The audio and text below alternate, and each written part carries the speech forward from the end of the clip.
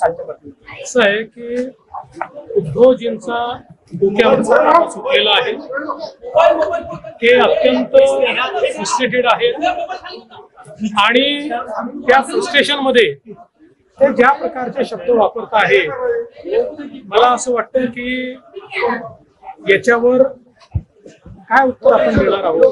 किंवा एखादा व्यक्ती अशा प्रकारच्या फ्रस्ट्रेशन मध्ये डोकं बिघडल्यासारखा बोलतो, तर त्याला फार उत्तर द्यायचं नसतं. पण हे भाषण करून जे अमित शहानी सांगितलं होतं औरंगजेब फॅन क्लब, आपण औरंगजेब फॅन क्लबचेच आहोत हे मात्र उद्धव ठाकरेंनी दाखवून सचिन म्हटलं की माझी नार्को टेस्ट करा, अनिल देशमुख पीए कडनं पैसे घेत होते असं थेट आरोप केले. असं आहे की मी पण माध्यमातून हे बघितलेलं आहे आणि त्यांनी काही मला पत्र पाठवलं असं देखील तुम्ही दाखवलेलं आहे.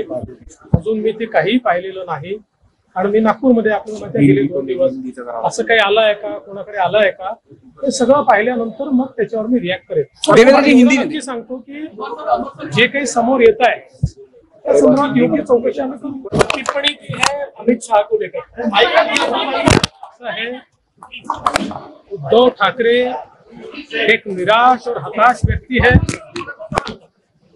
और इस निराशा के कारण उनके दिमाग पर बुरा असर हुआ है और आज का भाषण करने के बाद उन्होंने ये दिखा दिया कि वो सचमुच औरंगजेब फैन क्लब के सदस्य हैं.